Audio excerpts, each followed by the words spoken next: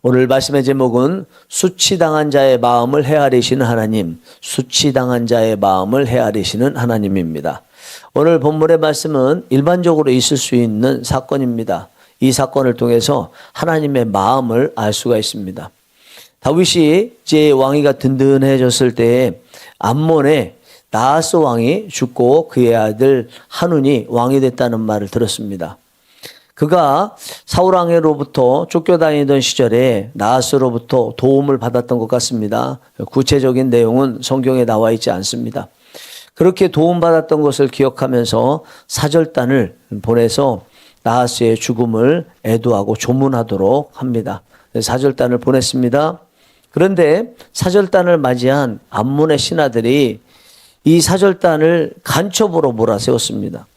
그것을 들은 왕은 상황을 잘 판단하면서 사절단으로 봐야 되는데 아직 왕으로 막 세워진 젊은 사람이다 보니까 그런 눈이 없었던 것 같습니다.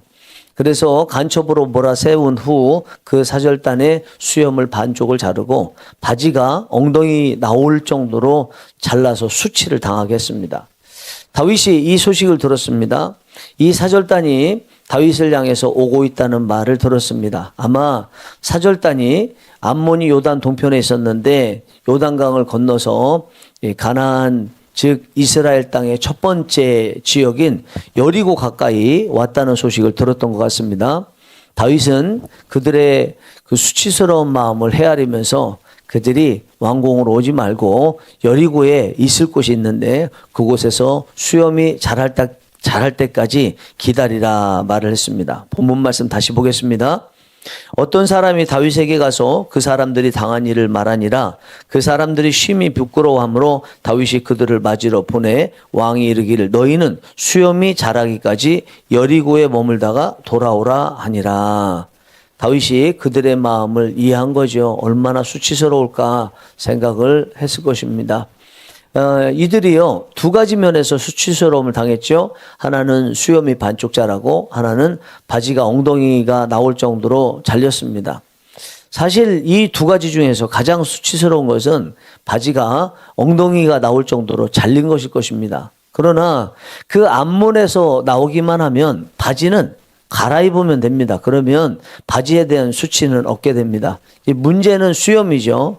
오늘날처럼 우리가 수염을 자르는 거, 심지어 온몸에 털을 다 제모하는 것이 오늘날 대한민국 같은 경우에 유행인 것을 알고 있는데 그렇게 반쪽 남아있는 수염 완전히 다 아예 자라버리면 수치가 없을 거라고 생각이 됩니다만 당시에는 그렇지 않았죠. 우리나라의 조선시대를 비롯해서 그 이전 시대까지 보면 남자들이 수염이 없는 것은 엄청난 수치였습니다.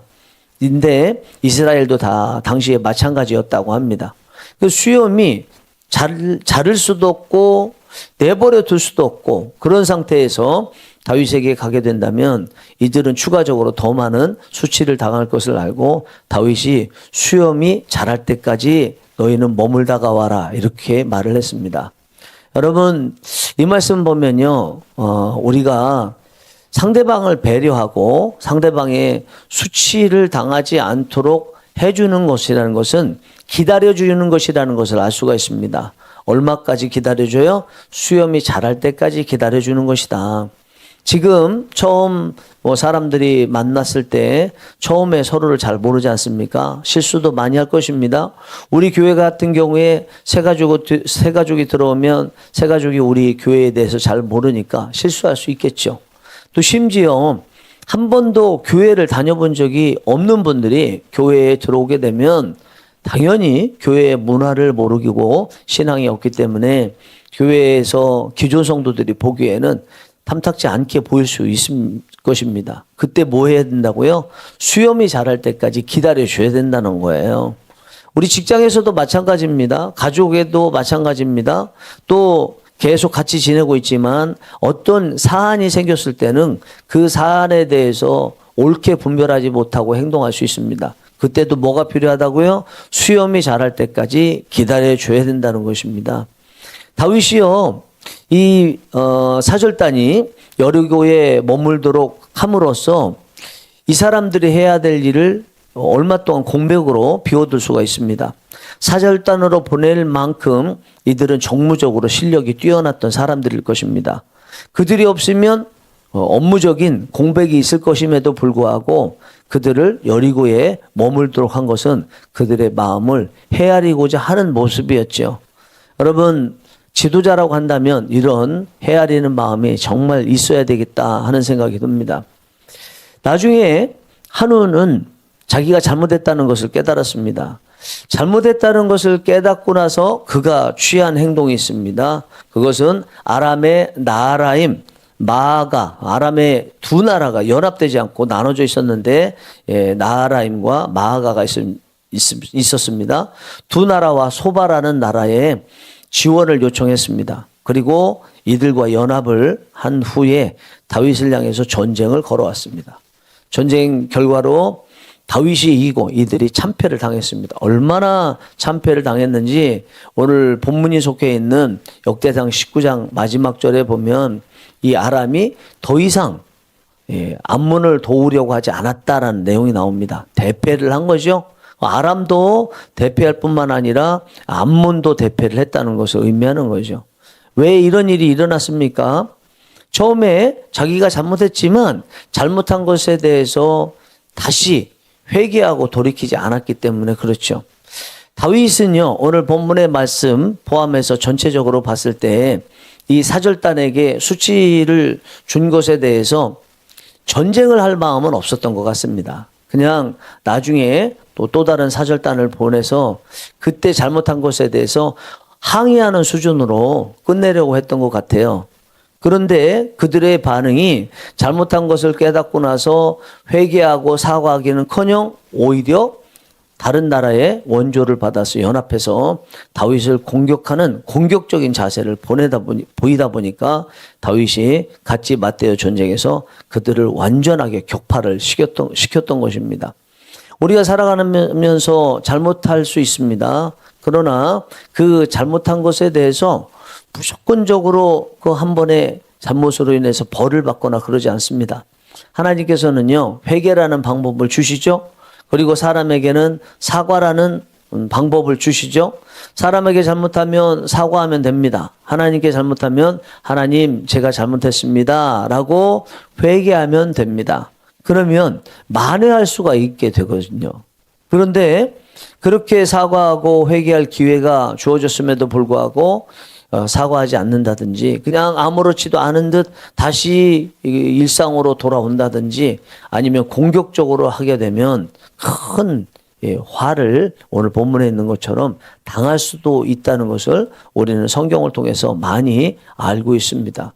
우리가 잘못하면 회개하는 것, 그리고 사람에게 잘못한 것에 대해서 사과하는 것은요, 이미 그걸 통해서 벌을 받은 거예요. 여러분들께서도 사과해야 되는데 사과 안 하시고 회개해야 되는데 회개 안 할 때도 많으시죠. 그 이유가 뭡니까? 잊었기 때문에 안 하는 거야. 뭐 어쩔 수 없는 거지만 기억하고 사과해야 된다는 것을 또 회개해야 된다는 것을 알면서도 안 할 때가 있는데 그 이유가 뭐예요? 자존심 상하기 때문이죠. 사과한다는 거, 회개한다는 것은 이미 자기의 자존심을 다 내려놨다는 거거든요. 사과하고 회개한다는 것은 자존심을 내려놓는 벌을 이미 받은 거예요. 그렇기 때문에 하나님께서는 자존심이 상하면서도 사과하고 회개하라고 말씀하시는 것입니다. 그것을 통해서 이미 잘못에 대한 벌을 받았다고 보시는 거예요. 만약에 사과하지 않고 회개하지 않으면 어떻게 될까요? 죄책감에 사로잡히겠죠. 옛말에 그런 말이 있습니다. 죄 짓고는 못 산다라는 거예요. 그만큼 사과하고 회개하면서 갖게 되는 그 수치심, 자존심, 수치심이 아니고 자존심에 상하는 그 벌을 받는 것보다 사과하지 않고 회개하지 않았을 때 갖게 되는 그 죄책감이 훨씬 더 무거운 거예요. 만약에 사과하지 않고 회개하지 않으면 그보다 훨씬 무거운 벌인 죄책감에 계속 사로잡히게 되는 거죠. 여러분, 혹시 여러분들께서 오늘 이 말씀을 들으시고 누군가에게 잘못을 하거나 하나님께 죄를 지었는데 하나님께는 회개하지 않으시고 사람에게는 사과하지 않은 것이 기억나시는 것이 있다면 오늘 이 말씀을 들으시고 해가 지기 전에 꼭 하나님께 회개하시고 그리고 사람에게 사과하시기 바랍니다. 그래서 여러분들의 자존심이 상함에도 불구하고 그렇게 하심으로써 이미 지은 그 죄가 크다 할지라도 다 그것으로 벌이 면해진 은혜가 있기를 원합니다. 그리고 하지 않아서 죄책감이 계속 억누르게 되는 가장 큰 벌을 면하게 되는 은혜가 있기를 원합니다. 저는 본문의 말씀을 통해서 다윗이 이렇게 사절단의 수치심을 알고 수치심이 더 이상 들지 않도록 하기 위해서 여리고에서 수염이 자랄 때까지 기다리도록 만들었던 이 마음은 하나님의 마음이라는 생각이 들었습니다. 왜 하나님께서 에스라 선지자를 통해서 바벨론 포로에서 돌아온 이들에게 이 말씀을 주셨을까라는 생각을 했을 때 그것은 다윗의 이 모습, 수치심을 당하는 백성들 사절단을 위해서 수염이 자랄 때까지 기다려주는 이 마음이 곧 하나님 마음이다라는 것을 알도록 하기 위해서 썼다고 생각합니다. 여러분, 우리가 잘 아는 것처럼 하나님께서 다윗에 대해서 다른 누구에게도 평가하지 않으신 놀라운 평가를 내리셨죠. 다윗을 보니 내 마음에 합한 자다라는 평가를 내리셨습니다. 다윗이 하나님을 닮았다는 거죠. 다윗이 하는 행동은 하나님의 모습을 반영하고 있다는 거죠. 그러면 오늘 본문에 나와 있는 다윗이 수치심을 가지고 있는 이 사절단을 더 이상 수치를 당하지 않도록 여리고성에 수염이 자랄 때까지 머물러 있어라라는 그 배려의 마음, 사랑의 마음은 하나님의 마음이었다라고 볼 수 있지 않겠습니까? 다윗의 이 마음이 하나님의 마음인 것을 알 수 있는 성경 구절들은요, 성경에 굉장히 많이 있습니다. 그 중에 대표적으로 한 두 개만 뽑자면 잠언서에 솔로몬을 통해서 하나님께서 주신 말씀이 있는데 잠언 27장 23절에 내 양떼의 형편을 부지런히 살피며 내 소떼에게 마음을 두라. 여기 보니까 양떼, 소떼가 나와요. 양떼의 형편을 부지런히 살피며 그리고 소떼에게 마음을 두라. 부지런히 살피려면 마음이 있어야 되겠죠. 그러니까 두 가지 다 소든지 양이든지 다 목자들이 해야 될 일은 이 양이 소에 대해서 마음을 가져야 된다는 것입니다. 그들을 돌볼 마음. 그래서 그 마음 가지고 부지런히 살필 수 있어야 된다는 것입니다. 하나님은 에스겔을 통해서 이스라엘 목자들의 잘못을 낱낱이 말씀하셨습니다. 에스겔서 34장 2절에서 4절입니다. 인자야 너는 이스라엘 목자들에게 예언하라. 그들 곧 목자들에게 예언하여 이르기를 주 여호와께서 이같이 말씀하시되 자기만 먹는 이스라엘 목자들은 화 있을진저 목자들이 양떼를 먹이는 것이 마땅하지 아니하냐. 너희가 살진 양을 잡아 그 기름을 먹으며 그 털을 입되 양떼는 먹이지 아니하는도다. 너희가 그 연약한 자를 강하게 아니하며 병든 자를 고치지 아니하며 상한 자를 싸매 주지 아니하며 쫓기는 자를 돌아오게 하지 아니하며 잃어버린 자를 찾지 아니하고 다만 포악으로 그것들을 다스렸도다. 이게 에스겔서의 말씀이죠. 에스겔서는 이미 유다에 의해서 바벨론에서 멸망한 유다 포로민들에게 주신 말씀이에요. 그러면 이 말씀이라는 것은 이미 멸망했는데도 주권자, 목자에 해당되는 주권자에 대한 말씀이니까 이거는 현재 상태의 누군가를 위해서 주신 말씀이 일단은 아닙니다. 1차적인 대상은 유다가 바벨론에 의해서 멸망하기 직전에 목자에 해당되는 사람들을 향해서 그들이 잘못이 이거다라는 것을 보여준 거죠. 그게 누굽니까?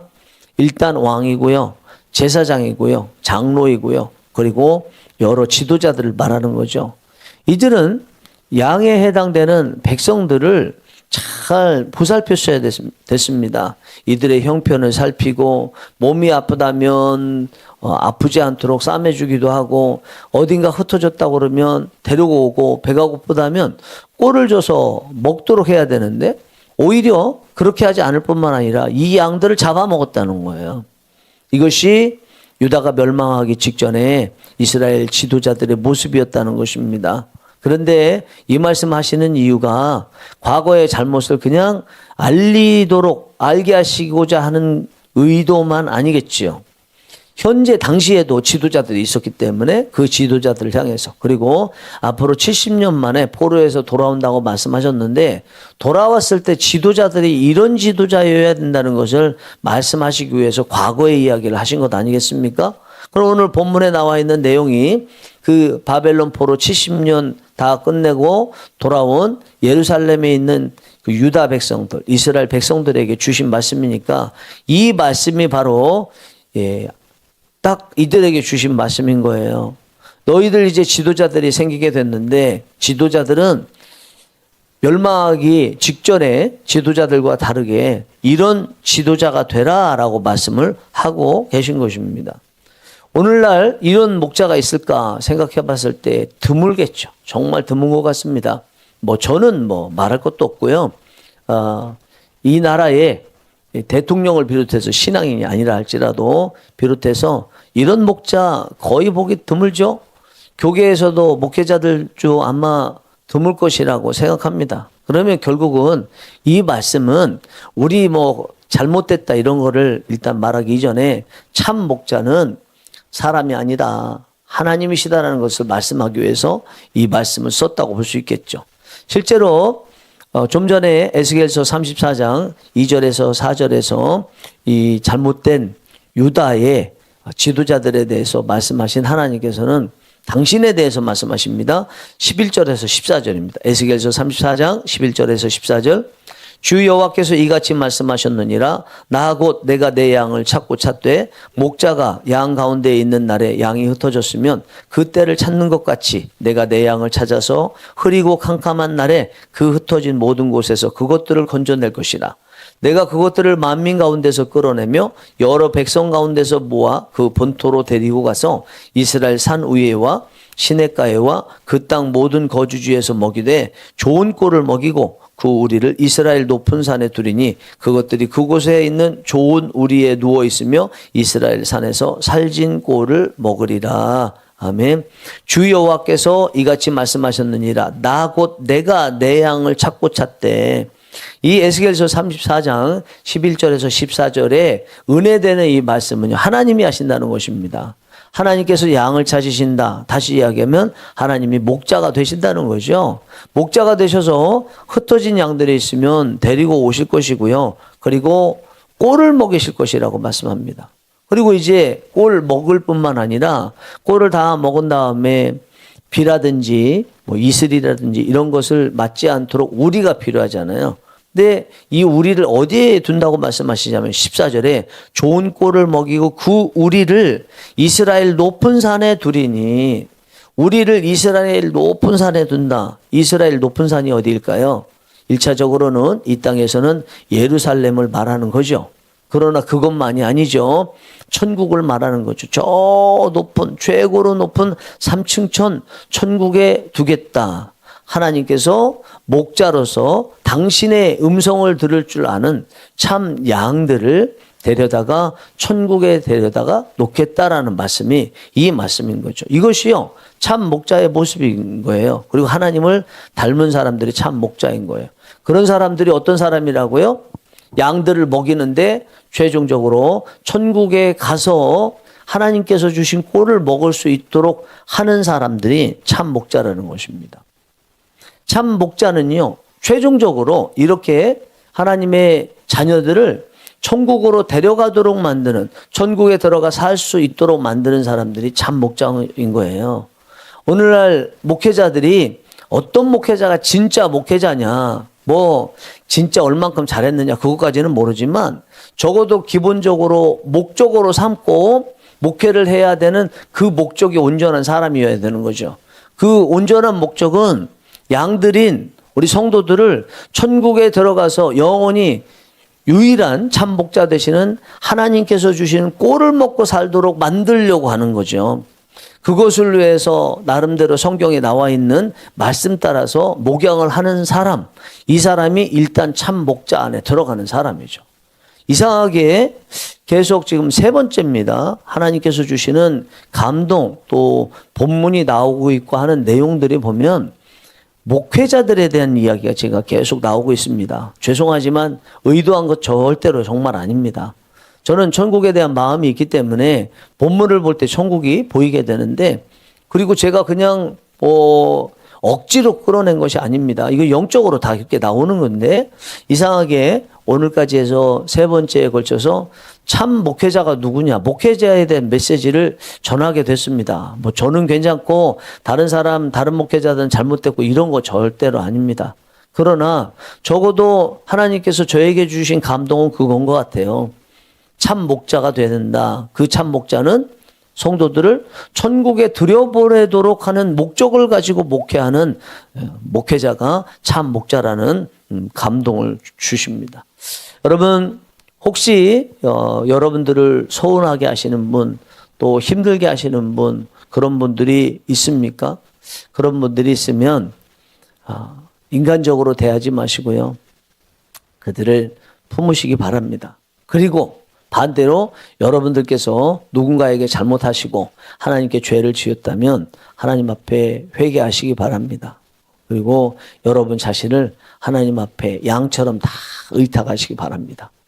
특히 여러분들께서 여러분 자신을 하나님께 의탁하면 참 목자 되신 하나님께서 여러분들에게 꼴을 먹이실 것이고, 상처가 있으면 싸매실 것이고, 수치심이 있는 그런 일들을 당하게 되셨다면 그 수치심도 다 길갈처럼 굴러가게 되는 은혜를 주실 줄 믿습니다.